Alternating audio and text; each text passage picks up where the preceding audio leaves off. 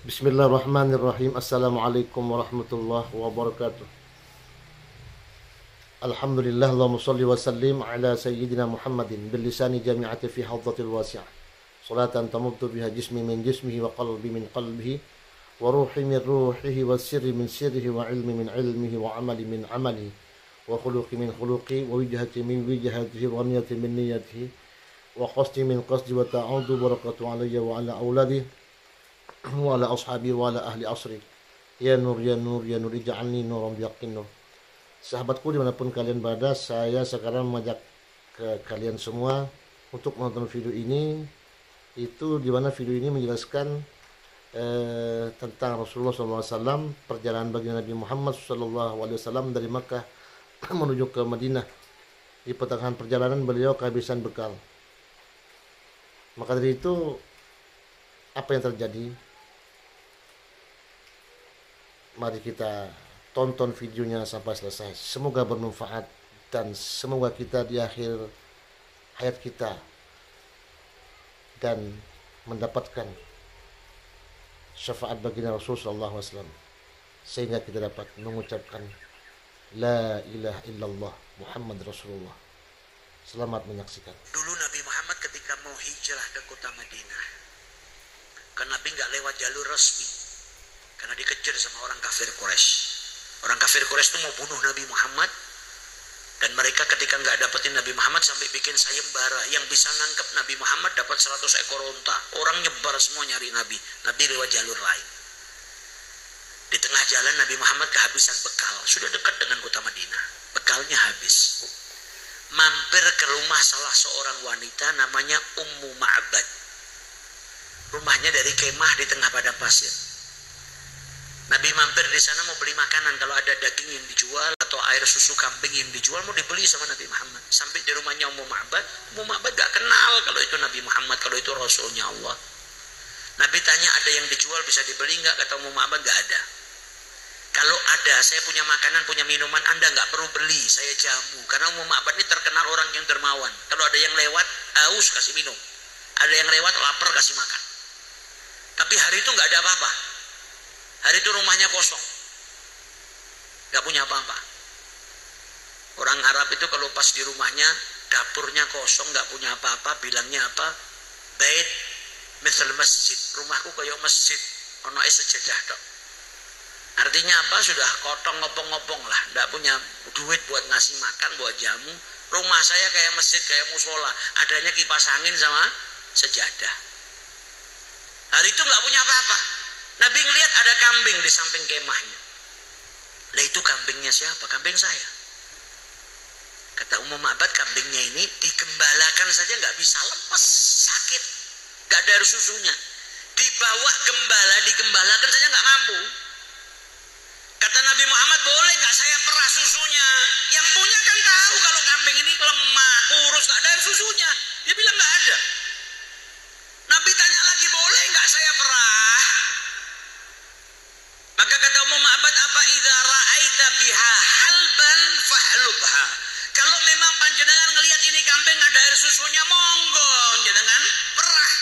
Tapi yang punya kan tahu ini nggak ada. Dibawa kambingnya di hadapan Nabi Muhammad. Nabi minta bukan cangkir. Kalau kambing yang sehat, makan, diopeni, itu biasanya kalau diperah kan 1 teko air susunya. Itu kalau sehat. Nah ini kambing kurus, sakit, digembalakan nggak bisa. Kalau ada air susunya paling setetes. Atau Allah paling banyak secangkir kecil. Nabi nggak minta cangkir, Nabi mintanya bejana, ember yang besar. Yang punya rumah bingung. Tapi karena wajahnya orang ini meyakinkan, dia disiapkan ember. Diusap sama Nabi. Dalam riwayat diusap punggungnya, riwayat lain menyebutkan diusap kantong susunya. Bismillahirrahmanirrahim. Kantong susunya tiba-tiba penuh, terisi dengan air susu, dan diperah sama Nabi Muhammad, keluar air susu yang deras. Ini jangan jenengan praktekkan di rumah ya. Nanti pulang majelis megang kambing, Bismillahirrahmanirrahim, diremes-remes malah mandul kambingnya. Ini mukjizatnya Nabi. Diperas keluar air susunya banyak. Dan akhlaknya Nabi Muhammad. Yang capek Nabi, yang haus Nabi, yang lapar Nabi, Tapi ketika air susunya keluar, yang minum pertama bukan Nabi. Nabi kasihkan ke pemiliknya, Ummu Ma'bad. Ummu Ma'bad yang minum. Setelah Ummu Ma'bad minum, Nabi gak langsung minum. Rombongannya Nabi dikasih minum dulu. Sayyidina Abu Bakar dikasih, Amir ibnu Fuhairah dikasih, Abdullah ibnu Uraiqat, orang musyrik yang jadi petunjuk jalannya Nabi Muhammad dikasih minum. Semua sudah minum, Nabi yang terakhir minum. Dan Nabi bilang apa? Sakil kaum akhiruhum syurban. Yang menuangkan minuman bagi sekelompok orang itu, minumnya yang paling terakhir. Dilayani dulu yang lain, yang terakhir minum. Ini pelajaran buat panitia maulid. Kalau bagiin berkat, jangan makan dulu berkatnya. Bagiin semuanya dulu, baru yang terakhir panitia. Contoh Nabi Muhammad tadi, jangan panitia kenyang dulu. Loh, panitia kalau yang terakhir nanti nggak dapat beb, salahnya jadi panitia. Resikonya jadi panitia. Layani dulu yang lain, yang terakhir minum. Baru yang terakhir minum panitianya. Nabi Muhammad baru yang terakhir minum. Setelah itu diusap lagi kembali kambingnya seperti semula. Ditinggalkan air susunya yang lebih tadi buat Abu Ma'bad. Nabi melanjutkan perjalanan. Ini wanita gak sempat kenalan sama Nabi. Suaminya pulang, masuk rumah kaget melihat ada air susu. Loh, ini kambing di rumah penyakitan, kurus, gak ada air susunya. Tadi saya keluar dari rumah juga gak ada air susu. Kok tiba-tiba pulang ada susu kambing di rumah? Padahal sebelah gak ada Indomaret, gak ada Alfamaret.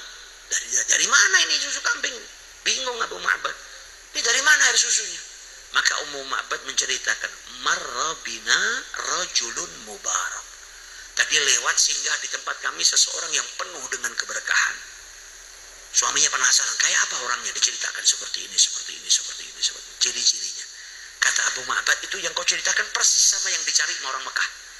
Orang Mekah ini bikin sayembara mau ngasih 100 ekor onta bagi yang bisa nangkep orang ini. Itu yang kau ceritakan tadi, ciri-cirinya mirip. Pasti itu orang tersebut. Abu Ma'bad kalau mau dapat hadiah 100 ekor onta, 3,6 miliar ini tadi nih. Gampang. Karena Nabi belum jauh dari rumahnya, dikejar, tangkap, bawa ke tempatnya orang kafir Quraisy, dapat 100 ekor onta. Tapi Abu Ma'bad sudah terlanjur kenal. Kenalnya dari mana? Bukan ngelihat langsung, dari istrinya. Istrinya juga kenalkannya paling cuma 5 menit.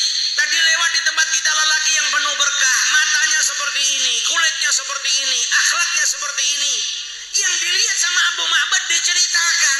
Apa kata Abu Ma'bad yang baru kenal dengan Nabi, nggak ngelihat langsung?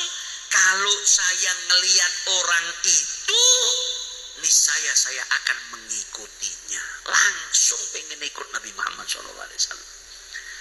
Dan gak lama mereka akhirnya pergi ke Madinah, berjumpa dengan Nabi dan masuk Islam. Makanya kita butuh kenal dengan Nabi Muhammad biar mengidolakan beliau. Nah, demikian sahabat-sahabatku, sejarah sejarah baginda Rasulullah SAW. Semoga kita mendapatkan syafaatnya baginda Rasulullah SAW. Amin ya rabbal alamin. Mohon maaf yang sebesar-besarnya. Ma'assalamah fi amanillah. Assalamualaikum warahmatullahi wabarakatuh.